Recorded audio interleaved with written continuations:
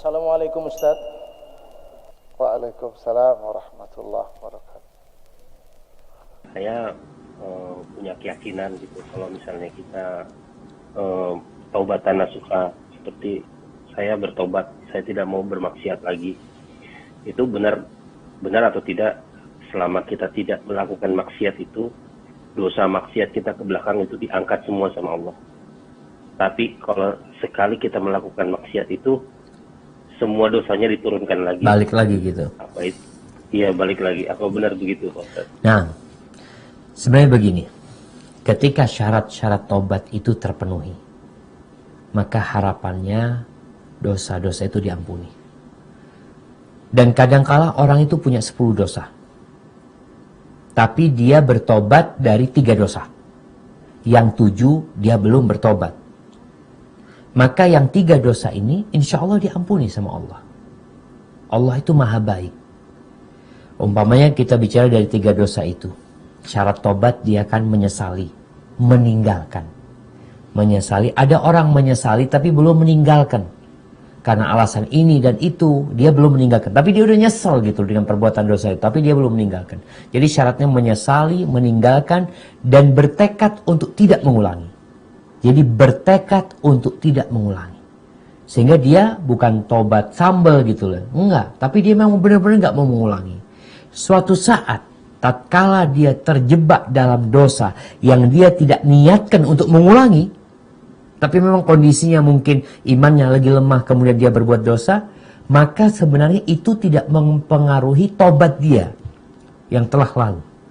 Karena dia sudah taubatan nasuha. Tinggal sekarang, karena dia terjebak dalam dosa lagi, ini mengharuskan dia untuk tobat baru lagi. Jadi untuk dosa yang baru aja dia lakukan. Adapun dosa-dosa yang lalu dia sudah bertobat. Jadi seperti itu. Tobat itu bisa jadi kita bertobat dari semua dosa.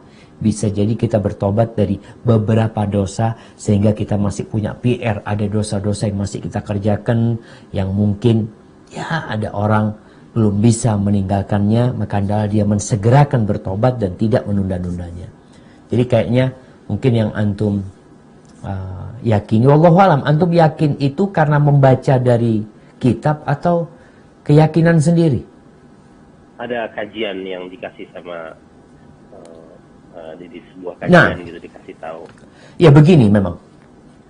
Orang yang berbuat baik di akhir hidupnya, dia bertobat kepada Allah Subhanahu wa taala.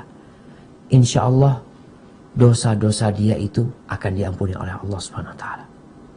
Tapi kalau dia ini di akhir hidupnya buruk perbuatannya, ya, maka dia akan mendapatkan hukuman untuk dosa-dosa dia yang lalu.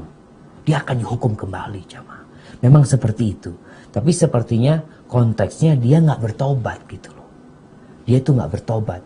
Tapi kalau dia sudah bertobat, kemudian di akhir hidupnya dia berusaha jadi orang baik, ya, insya Allah dosa-dosa itu akan diampuni. Tapi kalau di akhir hidupnya dia malah terus tambah jadi, ya, akhirnya dosa-dosa itu akan ditumpukan kepada dia. Seperti itu nantinya.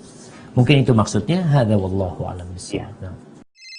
Assalamualaikum. Waalaikumsalam warahmatullahi wabarakatuh. Ahlan wa sahlan.